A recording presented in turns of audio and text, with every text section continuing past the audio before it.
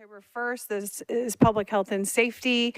We will go ahead and get started. We do have two individuals signed up for public comment. And so we'll start with that first. Pursuant to Council Rule 28, the public comment period at committee meetings is limited to items that appear on the committee agenda. Our first speaker is Dee Dee Bird. So Ms. Bird, if you want to come up to the podium. Good afternoon. Thank you for having me. I'm here to speak on number 3 on your agenda, and it's the reallocation of American Rescue money for the Office of Family Safety. I support all these items that are on your agenda tonight, but I want to make a comment about how important certain aspects are in the representation and protection in our community. We have an individual with MNPD that's called the Quality of Life Officer. That officer is paramount when you are responding to anything that has to do with homelessness and safety. And I just want you guys to understand how important that was to us when we started with an encampment in our community. Our Quality of Life Officer is the one that defined who the predator was in the camp and who the most vulnerable person was in the camp. And today we're dealing with an encampment much larger than Brookmead, Tent City. We have dealt with a toddler that left Brookmead and went to housing, but died from an overdose. And now in Tent City, we have a 1-month-old infant that was found there last week. The only person in my eyes that can go into an encampment safely and understand what is happening there is the Quality of Life Officer. He is the one that can go in and see that it's not just a home for some of the individuals there, but it's a house of horrors for other individuals. There's domestic violence, there's abuse, there's death. So many things happen in an encampment that the average citizen doesn't know about. And I'm trying to educate communities as to what happens there. The Quality of Life Officer also protects the outreach workers that go into these encampments every single day. Some of these kids are 24 years old, fresh out of college. They're traumatized by seeing the trauma that occurs in these encampments. And it's not just encampments. But anyway, I just am here in support of that, and I'd be happy to answer any questions from anyone about advocacy and activism for homelessness. Thank you so much for coming and speaking in front of us today. I really appreciate your time. Next on our public comment period is our Board of Health Chair, Tanae Franklin. So welcome, and I will start your time now. Good afternoon, everyone. And it's been far too long. I volunteer position, but I'm here today, and I have been in conversation with Council Member Evans. Just wanted to give you a really high-level update. We have started the director search for the Health Department. We have had an overwhelming response of applications. We have a firm timeline. We are working with Metro HR, but most importantly, we've had a very transparent process. We took our executive leadership team and the Board of Health through a capabilities and competencies exercise in which we are aligned at the executive leadership team a level for the health department and the board on what the capabilities and competencies are that we want and that we need in a director. So I just wanted to give you a quick update. I'm happy to provide detailed information individually or to this committee at an appropriate time. And I can always be reached by email or cell phone. And Tom Sharp is also here, and he's can also get in touch with me. So thank you. Thank you so much for being here. Really appreciate it and appreciate that update. Thank you so much. We'll go ahead and move on. We do have a quorum today with myself, council members Benton, Gregg, Vice Chair Huffman, Council Member Kimbrough, Nash, Prepty, Taylor, and Weiner. And then I'll update as we move forward. We'll start with our legislative agenda, and then we will transition to hear from Diane Lance and then also MNPD. I understand there's questions related to the Quality of Life Officer conversation, so we will recognize MNPD at that time as well. So getting into our agenda, I do have a consent agenda. So on consent, I have item number 4, RS 2024-753. Then I have item number 5, RS 2024-754. And item number 6, RS 2024-758. Does anybody need any of those 3 items removed from consent? Okay, so I will go ahead and read these items, and then if anybody changes their mind, I'll be able to recognize you at that time. First item in our proposed consent agenda is item number 4, RS 2024-753 by Porterfield, Evans, Welsh, and others. Approves a contract between the Metropolitan Board of Health and the University of Tennessee on behalf of its College of Social Work to provide clinical and practicum training experience to students enrolled in the various programs in the University of Tennessee College of Social Work. Item number 5, RS 2024-754 by Porterfield, Evans, and Welsh approves amendments 3, 4, and 5 to a grant from the Centers for Disease Control and Prevention, CDC, to the Metropolitan Board of Health to implement foundational capabilities to build organizational resilience, promote employee well-being, and enhance workforce performance while focusing on healthier communities. Item number 6, RS 2024-758 by Porterfield and Evans accepts a port security grant from the U.S. Department of Homeland Security to the Office of Emergency Management to support increased port-wide risk management and protect critical surface transportation infrastructure from acts of terrorism, major disasters, and other emergencies. Do I have a motion? All right, it's been moved and properly seconded. All those in favor? Anyone opposed? Anyone not voting? All right, we recommend approval on these 3 items.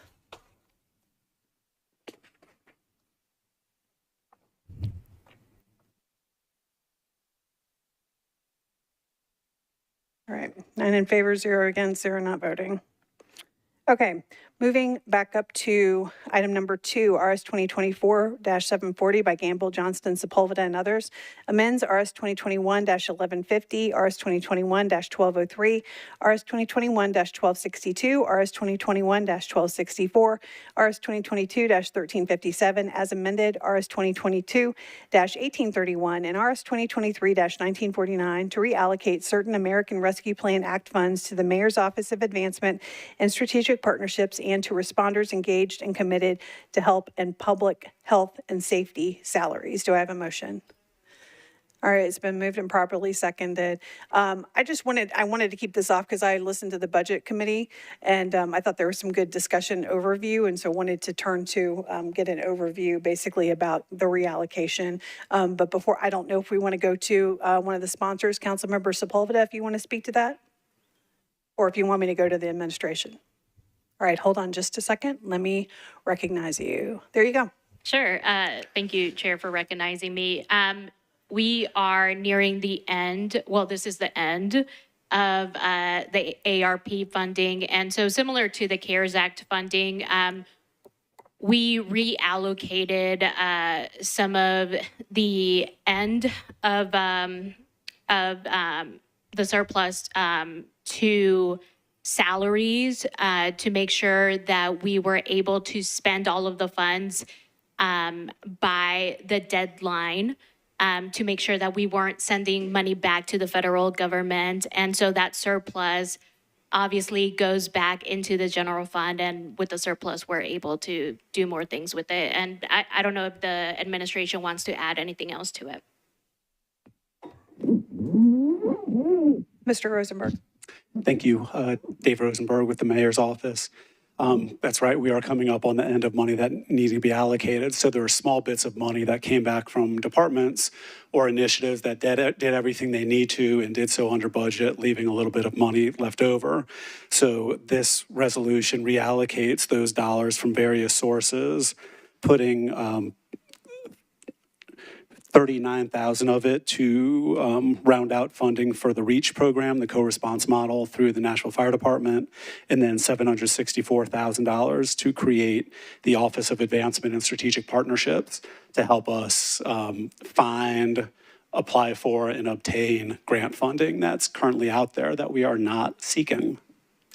And so I guess one question I had on that, because I know the answer, but I'm asking the question because I think it's relevant. So in this particular case, this is potentially an office that will be searching for grants, but they're not going to become the repository of grants from other departments. They're not going to be monitoring grants from other departments. It's essentially their task with how can we find grants that are going to apply to all of Metro Nashville. That's correct, Madam Chair. Grants will retain, or departments will retain the autonomy to handle grants as they always have. This will be to seek additional grants, secure that money. Okay. And then Councilmember Benton, you're recognized. Yes, this might be for the administration. In reviewing this, I thought I saw something about public-private partnerships. Is that correct? With the new department? As I understand it, they'd be seeking grants from philanthropic organizations through corporate partners and then state and federal grants that would be available to us. I'm not familiar with anything related to public-private partnerships with this office. It's possible that I confuse this with another resolution, but I thought I saw the words public-private partnership in there. And I was just curious if the mayor had the unilateral power through this office to enter into those agreements without the council. The threshold would remain the same, and those things would still come through council as they do today. This does not create any independent authority to do anything a department can't currently do. All right, thank you. Thank you. How about any other questions or discussion? I guess, Captain Young, I had a question for you kind of related to the conversation that you had in budget about reach expansion. So I know we went through the exercise of, adding more funding to reach during this past budget cycle. And so is reach considered fully funded? I'm just thinking of these funds being directed to reach. What would the purpose of those funds be? And could you elaborate, I guess, a little bit more if you have that information? I don't have a lot of information to the question. Reach, in this budget year that we're currently in, we did receive some additional funding in the substitute budget, which was greatly needed. However, what that funding was able to do was add a couple more people to our response, and it added some additional hours, critical hours in the weekend time that we wasn't able to serve before then. Now, the money that we could receive here in this resolution, it's I think it's 38,000, 39,000, somewhere around there. I'm sure maybe the health department might have some further, but I ain't real sure exactly how that 39,000 will be spent. That's not going to go far, but I mean, it's going to help, and we greatly appreciate it. But I'm not sure unless Tom, let's see if Tom may have something further. I'm Tom Sharp from the Health Department. I talked to Dr. Melville Chester about this. She runs the Behavioral Health Division.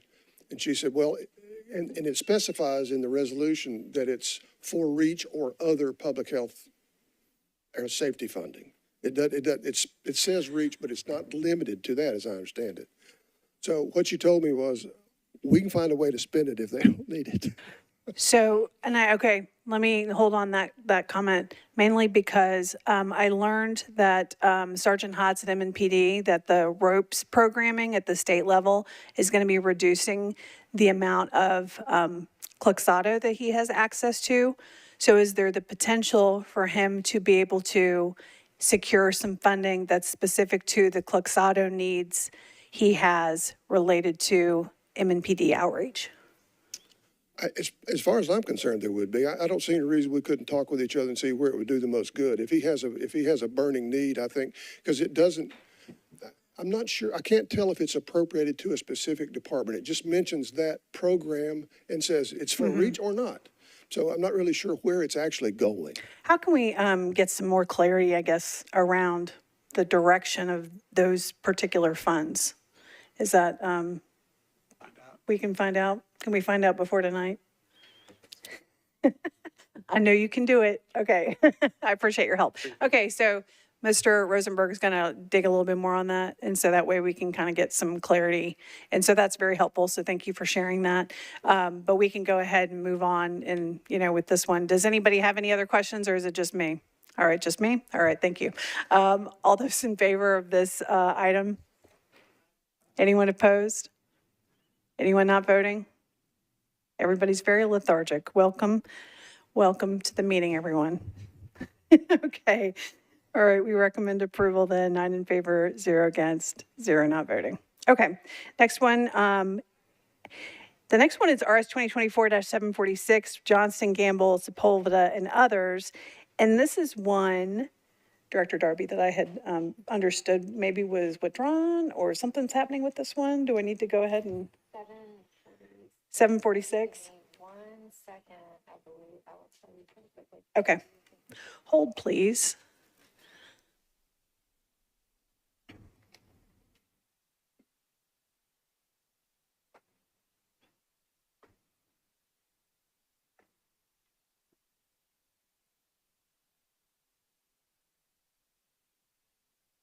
$746.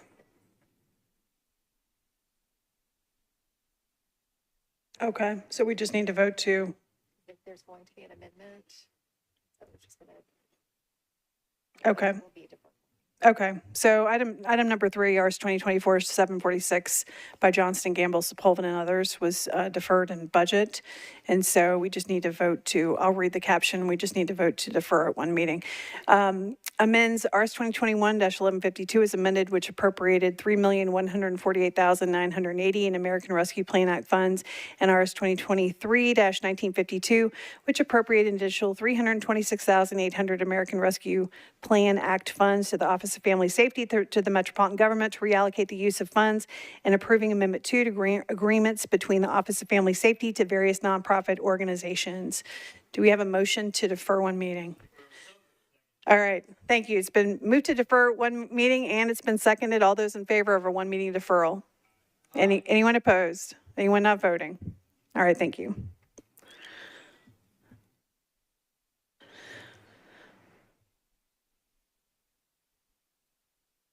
Okay, last, or actually next to last, item number 7, RS 2024-759, Porterfield, Evans, and Ellis accepts an in-kind grant from the Nashville Police and Public Safety Alliance to the Metropolitan Nashville Police Department to provide customized leadership training for Metropolitan Nashville Police Department MNPD supervisors. Do we have a motion? All right, it's been moved and properly seconded. Is there any discussion on this item? All right, I guess I'm the only one with discussion. Deputy Chief Gilder, would you mind coming up? I listened to budget and finance yesterday, and so I got a lot of my questions answered there. I think the only, I think there was some discussion related to the content of the training that's going to be coming forward and kind of that process and development, a little bit of like alignment. And I know, could you speak a little bit more about the content side and how it will impact kind of your delivery of public safety in Davidson County? Sure. So this is a leadership training opportunity. The MNPD does engage in sending our folks to leadership training. It's unfortunately, we do so at great cost typically. The opportunity here is that this is fully funded through a grant. There's no money coming to MNPD. The training is just paid for, and then we're sending our personnel, about 300 of them, over the course of a 3-year period. The other I think advantage here is that it's curriculum that was developed in conjunction with, and I may not have made this as clear last night, but it was developed in conjunction with MNPD leadership. Our deputy chief over training, Michelle Richter, has been working with the InterWorks group to develop this training. The topics cover, it's a leadership program, and it runs from, training for executive staff, command staff folks, all the way down to our sergeants and lieutenants. And to me, I think that's probably one of the most impressive things is because as you move up through the department, you get great opportunities to engage in leadership type training, but oftentimes your sergeants and lieutenants don't necessarily get that opportunity because there's more of them and it's very cost prohibitive to send folks off. This would allow us to do that, to push that training down to them because they're the folks that really need it. They're out there, they're engaging with the community, and it's important that they have those skills to do that appropriately. So we are really excited about the fact that this is training that they get to avail themselves of as well. And is this something like, because I heard the conversation about, the initially targeting kind of the top leadership of MNPD and that, it coming down and touching these other levels. And so is this something that potentially will be used one day to target like high-performing people who may be eligible to be promoted at some point and kind of helping build their skill as they think about being a leader in the organization? Sure. So, I mean, it really is actually targeted, I think, more of our middle and frontline management. The executive staff and command staff are going to go through it in an abbreviated form. Again, a lot of us have had some leadership training, but nonetheless, we're excited about attending this. It's just a little bit more abbreviated because of that background that we have. But yeah, this is really what we would consider a pilot program because if it's successful, then hopefully we can secure funding to be able to continue to provide that to everybody that is in a supervisory position. Because frankly, everybody that is out there supervising folks could utilize these skills, and it's not just that's one of the hard parts about training is with it being cost prohibitive when you're sending people off to it, you kind of got to select, okay, who's going to get this and who isn't. And the goal here, I think, is to hopefully push it out to everybody that's in a supervisory position. Okay, awesome. Thank you very much for that context. Councilmember Prepti, you're recognized. Thank you, Madam Chair. So I've had the opportunity to meet with folks from Interworks before, but I'm sure folks on this body might not have had the opportunity to. And I see one of the representatives for the organization here. If we could, Chair, if we could just have him introduce himself and share a little bit with the body about specifically who this nonprofit is, what they do, and sort of their partnership with MNPD. Sure, totally. Please welcome to the back podium. If you could introduce yourself for everyone. Yeah, thanks for calling me out. I'm Halim Janis, Vice President of Partnerships and Programs for the Nashville Police and Public Safety Alliance. We are a relatively new organization. Our mission is to improve public safety in Nashville. Our vision is to make Nashville safer. We think it's really important that we, as we pursue the improvement of public safety, the best avenue we have to do that is in partnership with the Metro Nashville Police Department. And so this is one of our first projects with the organization and TerraWorks, and Deputy Chief Gilder obviously represented it really well. I'm happy to answer any questions, but yeah, we're really excited about this opportunity. You know, one of the things that I will say is this training is really bespoke. It was designed for MNPD. It's not something off the shelf or off the rack. This training was designed by the InterWorks team. That's an international organization to, like Deputy Chief Gilder said, really make robust leadership development for what we would consider middle management in the department. All right, thank you. How about any questions for Halim. our representative? Okay, seeing none, I appreciate your time. Thank you so much. Okay, any other questions in general about this legislation? Can we renew the motion? All right, it's been moved and seconded. All those in favor? Anyone opposed? Anyone not voting? All right, thank you. All right, the last item on our agenda is RS 2024-771 by me, a resolution identifying the skills and qualities needed for Nashville's next director of the Metro Public Health Department. So this is going to be withdrawn tonight. So to give you a little context, just because I am going to be refiling it, essentially there were a number of stakeholders, I'll say within Nashville, that had an interest in like who's going to be our next director of health. The charter gives all of the power over this hire to the Board of Health. So it's really important, because this is going to be the third person that we will be placing in this position in the last 5 years. So we've had quite a bit of turnover, not quite as bad as, mayoral turnover, but it's been pretty high. And so ultimately, we really need to make sure that this hire is a good one.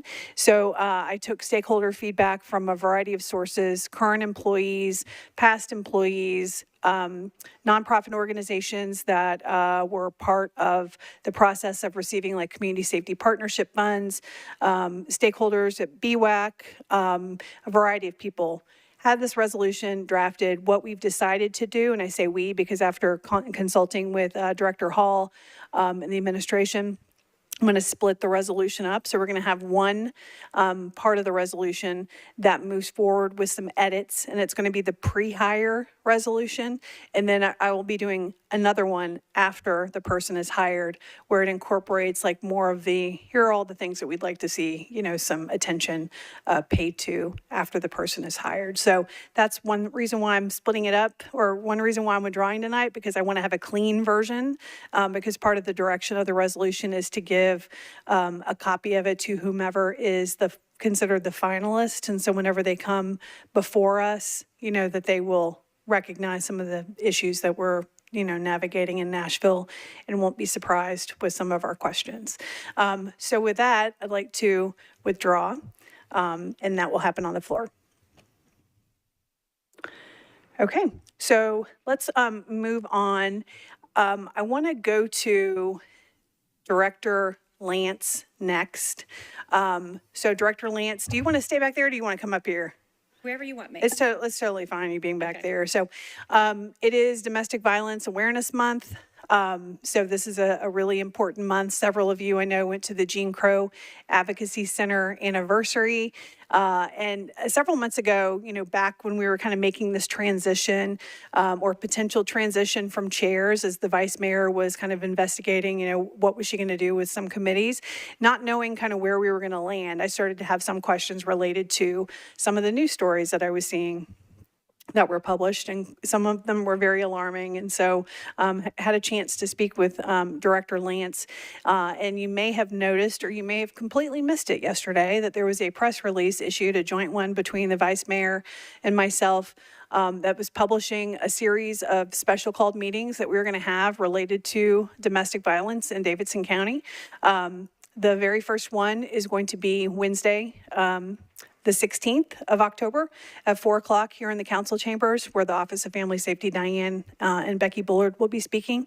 Then on the 23rd of the month, from 8:30 to 11:30, we're going to be doing a simulation called In Her Shoes, where we will go to the courthouse and we're going to try to navigate the entire process of, if we are a domestic violence survivor, what are we doing, and how do we go through the court system. And then the last meeting will be October the 30th, and this is where we're going to hear from judges from the court system, the DA's office, MNPD, to speak to kind of the current challenges that they're seeing in the court system, and potentially, you know, what are the things that we should be looking at changing, because ultimately we have the focus on kind of from a budget perspective, are we funding the right things? And so that's the kind of thing that we're going to need to figure out. So that being said, I wanted Director Lance to come to just speak for a couple of minutes about some of the things that she is seeing, and give us a little bit of a preview of that first meeting that we'll have on the 16th. Okay, great. Thank you so much. I really appreciate the sunshine you're putting on some of the issues and concerns that our office and the system has had as a whole. For those of you that don't necessarily understand what our department does, so our department, we've been in department for about 10 years, and we were created to do a few things: to oversee victim safety and offender accountability in our system for the following crimes, not just domestic violence, but domestic violence, which is the vast majority, sexual assault, human trafficking, stalking, child abuse, and vulnerable adult abuse. That's the umbrella of that's called interpersonal violence. And again, you know, focusing on domestic violence has been coming up a lot in the media with some really strong concerns about what happens in the courthouse. How do we keep victims safe? How do we hold offenders accountable? It's a community safety issue as well as a safety issue for the victim. Unlike a crime, like I had my car stolen one time, like I got a new car, that guy's not going to come back and steal my next car, right? And then my next car, my next car. Domestic violence is very different, because that offender is coming back to the same victim over and over and over again. That victim leaves, we start up with a new victim, or we have a few victims going on at the same time. So you're talking about really dangerous offenders, but the good news in the field of domestic violence is we have a tool, nationally best practice standard, evidence-based tool to determine the risk that an offender is going to kill or seriously injure their victim. For police, the tool they use is lethality assessment. For advocates, like the many people in my department and our nonprofits, they use the Jacqueline Campbell Danger Assessment. So not all cases are the same, and we know this. So when we know that we have problems in our system, which we know we have, 10 years ago, before we were a department working out of Mayor Carl Dean's office, there was a citywide safety and accountability audit around domestic violence and how we could do better as a city. That looked at 911, patrol response, detective response, night court with the commissioners, the district attorneys, prosecution, and general sessions court, probation, and how we review a death. And we had a lot of great recommendations. We've made a lot of great strides. And the strides we've made are now national best practices. We are the model in terms of our family justice centers, the one on Murfreesboro Road and the one over there in the Birch Building, the Jean Crow-Avsey Center, the national model. The work we do to determine which victims are at the highest risk and how we work as a team to help those victims is a national model. We train over 9,000 people a year on a lot of these things across the country and host so many cities. Almost every state in the country has been to Nashville to see how we do this. But we haven't fixed it all. And as we know from the recent cases where that, Lauren Johansson was murdered despite her father's pleas in court to not release him on bond, even with a GPS. We have the Varsos case. The mother and her daughter were shot and killed out on the streets of our city when he came after her. Her son and the other one's brother is the one who created and got the legislature to approve that GPS monitoring bill. So as a state and as a city, we're really concerned about what happens when offenders come into, when they're arrested. So, they're going out and arresting them, right? But is it working? Are we keeping victims safe and our communities safe if there's no accountability there? So we put a GPS monitoring on. Is anyone monitoring that GPS monitoring? We let them out on bond with bond conditions. Do those bond conditions mean anything? Do police know that the bond conditions are even there so they can arrest them if they're violated? If there's a bond condition to stay away from me, and then my offender's with me when she shows up, she is right now really doesn't have a way of knowing that that was a bond condition and she can arrest me right now. Like, that's deeply concerning in our system. Another deeply concerning thing is, let's say you're the night court commissioner and I'm coming before you as a defendant and I have, a bunch of domestic violence offense, sexual assault offenses in other states. You can't see that. Like, you can't even see if I have interpersonal violence offenses on my record in another county. All you can see is Davidson County. I mean, these are high risk for not just the people in our city that live here, for vulnerable people in our city, the elderly, women, children that live in these homes, and certainly for our city. I mean, that's a lot of liability there, that we are making decisions without all the information that we need. I am just scratching the surface, very, very much on the surface in these 2 minutes that I have. So I really, please encourage your whole committee, the rest of the council to join for this process. I am so eager to share what our concerns are, not just my department. My department's job is to reflect the concerns of all our nonprofit partners and our wonderful partners like police. That's our job, is to lift those. And so we have what those concerns are. We're ready to tell you all. And please remind everyone, this is not a women's problem. If domestic violence could be stopped by women, it would have been done by now alone. Women have been working on this since, I think, we got the vote in the early 1900s. That was one of the first things, the human right issue of battered women, people being abused in their home, and then very aggressively since the 1970s. And so if women could do this alone, we wouldn't have domestic violence anymore. So we need the men at the table too. And so please encourage everyone to do that. I'm happy to answer any more questions, and I hope that's what you needed from me today to explain. Yes, I really appreciate you giving that little preview. Is there anybody that has any questions that they'd like to ask Diane while she's here? Okay. Thank you so much for your time. And by the way, before you walk away, I did request from Diane some materials, and I know I had this in my, up here, but did everybody on the committee get a copy of this? Okay, perfect, because that's what I had Can I requested. just explain what that is? Absolutely, So please. This is our working document as we work to keep up with where the problems are. Again, part of our mission is how to improve victim safety and offender accountability.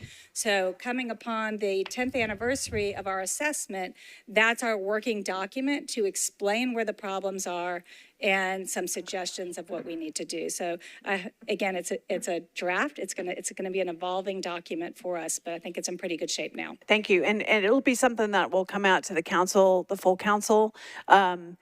The issue, of course, that we are navigating right now, we had the release come out. There's a lot of attention, of course, on hurricane recovery in East Tennessee, and we've had, individuals in Nashville who have gone out to be able to respond to the recovery from MNPD and Nashville Fire and the Tennessee Heart Team. So and then everybody's going to be on fall break. So this is one of those things that there's kind of this window, kind of a longer runway, so that way people will have time to read, digest, come to the first meeting, be able to ask questions, and then really when we get to the 30th, really have great questions, I think, on the court side. It looks like Councilmember Stiles, you had a question. Thank you very much, Chair, for acknowledging me while I'm not on the committee. I just wanted to ask if you'd be willing to come to Women's Caucus at the end of this month to talk about all of these things. Always, absolutely. Thank you very much. And thank you for making sure that we're all going to be receiving this information. Appreciate it. Yes, thank you, Councilmember. Any other questions for Director Lance? Okay, well, I appreciate Thank you your for your time time. today. Thank you.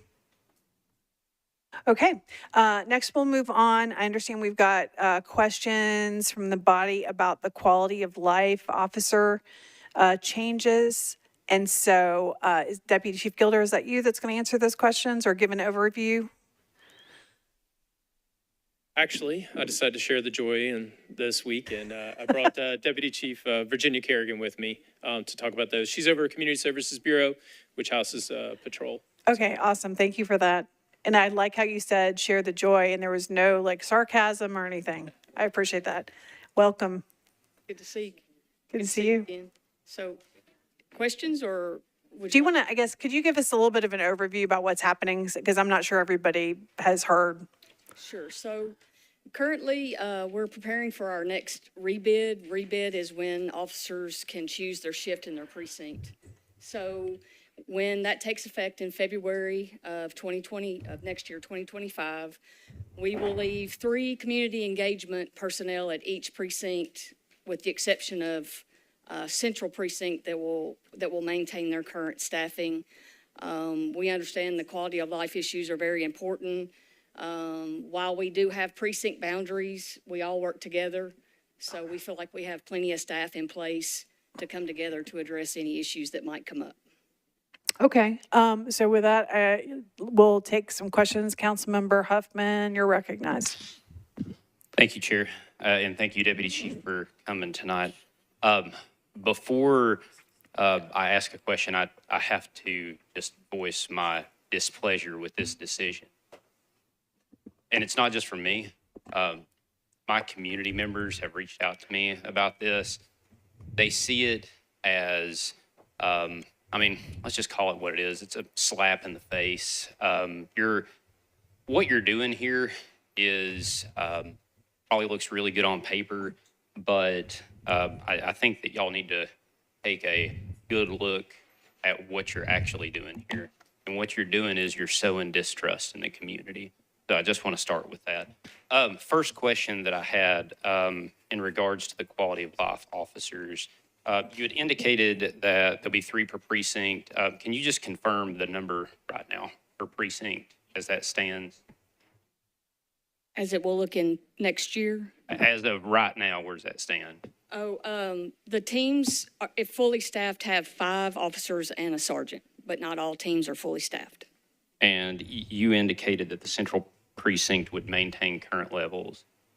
Any particular reason other than just a lot of activity down in that area? A lot of activity and number of displaced citizens that are in that area. A lot of organizations, churches that nonprofits service those folks in the downtown corridor. What happens when you have an incident come up, let's say in the Hermitage precinct? Do officers get dispatched to that area for a particular time? Have you thought that far ahead? Do you know yet? Well, if it's a call for service, of course, the officer will be dispatched to the call to address the current issue. And then any long-term issues will continue to be addressed by the community coordinator sergeant and the 2 officers at the precinct. Right. So I guess a good example, so you live out in our neck of the woods.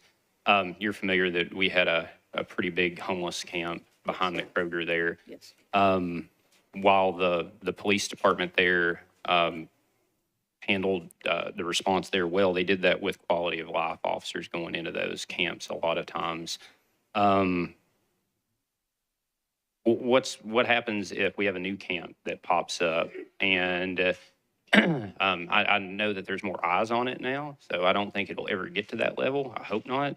But you see obviously my concerns. Then we kind of turn into more reactive than proactive. Well, actually, we follow the lead of the Office of Homelessness Services and to address homelessness camps. Sure. So we work alongside them and assist them.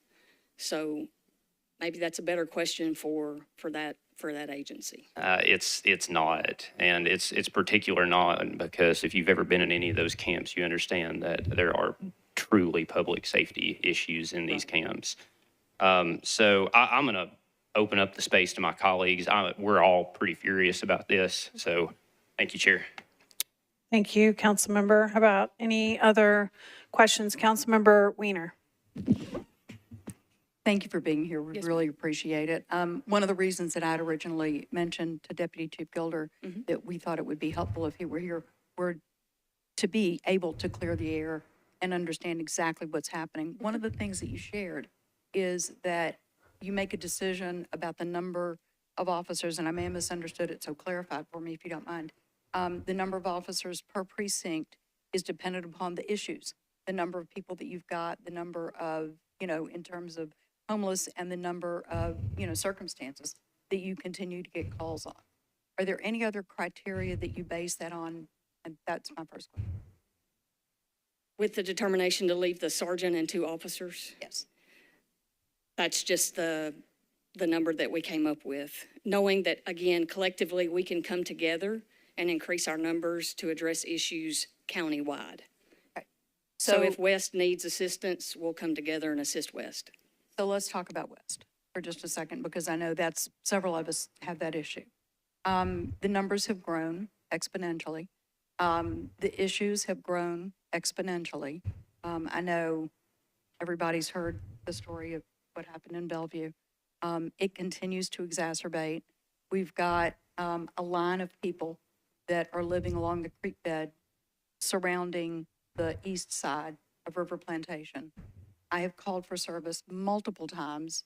Residents have called for service, have gone to Hub, and the notices that I get back or the emails that I get back stipulate we went out there and didn't see anything. And then I have people that live over there sending me pictures. Is there a person, like there used to be when Alan Cantrell was there, Ben Cantrell, when he was there as our quality of life officer, is there a point person that the council members in each precinct will have access to in order to bridge that gap? Yes, Because ma'am. clearly there's The a gap. community coordinator sergeant is your number 1 contact. So at West Precinct, that would be Sergeant Amanda Cozen. Each precinct has a community coordinator sergeant. So that would be the best point of contact for you. Okay. Okay. I'll hold mine. I'm sure other people have questions. I think there's a question over there. Okay, Councilmember Stiles? Thank you very much, Chair. So much to Councilmember Weiner's point, South has seen a recent influx of new individuals that are rather erratic and drug addicts and are weaving and bobbing through traffic. These are things that we haven't seen before. I've got camps popping up. People are assaulting people behind their homes. So if you are disbanding and becoming this one unit, what happens when multiple sites are having issues on the same day? If this one unit is called out and then there all day at West, but South is having a problem. How are we going to be able to address that? So not disbanding, each precinct will have a community coordinator sergeant and 2 officers assigned to their precinct. My point was we can work together if we need to increase our numbers to address a certain issue. Certainly the things that you described, walking out into traffic is a danger to themselves. That would be a call for service that we would need to get out and check on that person to see what's going on. So that would be And that would be a answered by a regular call? patrol officer. Okay. And so when it comes to scenarios, so we had a tent that was close to the on-ramp. I had some people living underneath the overpass, and so it was a coordinated effort with TDOT and also MMPD. So in situations like that, we're then calling just this community coordinator, and then they're supposed to pull some people together to be around for that cleanup activity? Yes, we can make sure that everybody's safe during cleanup activity. The first thing that normally happens is we normally determine who owns that property. I think you're speaking of, it was owned by TDOT, and they moved pretty quickly to address those issues. And again, while it wasn't well received, we also always partner with the Office of Homelessness Services. And who is the community coordinator for South Precinct? That is Denny Ismailovich. So it's still Denny? Yes. Okay. Yes. Sergeant Denny Ismailovich. And then who does Denny call when we have with these scenarios where we have to mobilize and get together? How many people is he calling upon to participate in whatever Well, the he activity can certainly reach is? out to the other community coordinator sergeants and develop what he needs, and we bring, like I said, we all come together then and work as a team. And how long does this pull together the team take place? So if I call today and say I need like immediate assistance, can you all be here tomorrow? You all are going to figure this out and be able to get there tomorrow. Yes, we will work to meet your needs. Again, it would depend on what your situation is. When we worked together to address the issue that in Hermitage that was brought up, it was a pretty long, drawn-out effort to get that taken care of.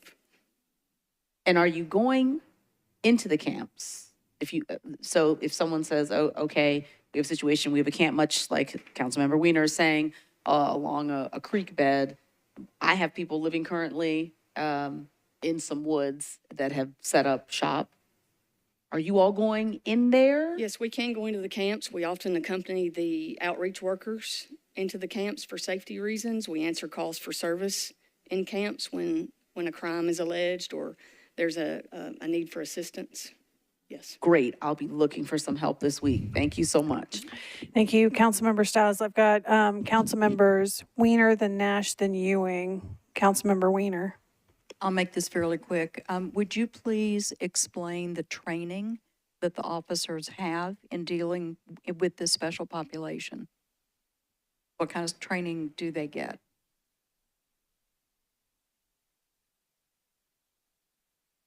I'm not certain we get any, I don't know.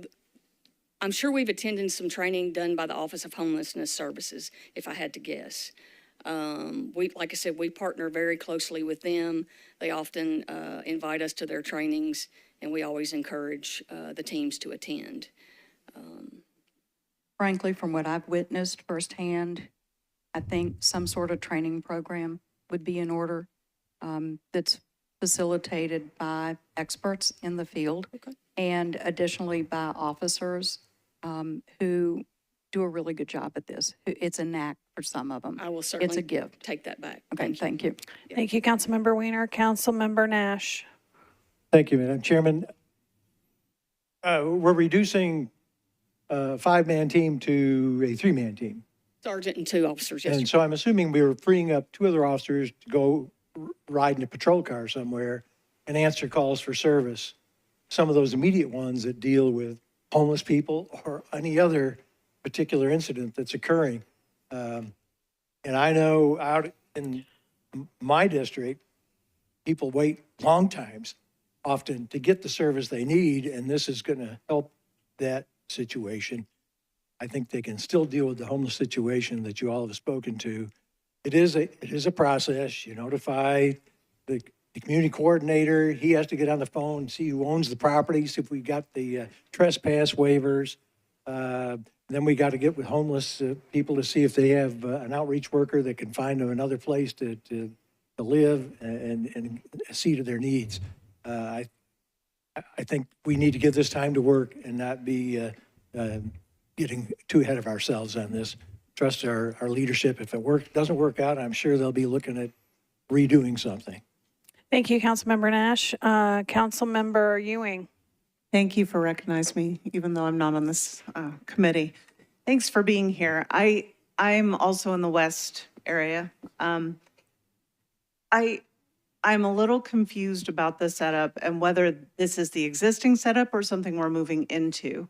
Because right now the situation in West is that we had a person who is highly talented at engagement with the community. He has done such an amazing job, not only reaching out to the community, but really being proactive.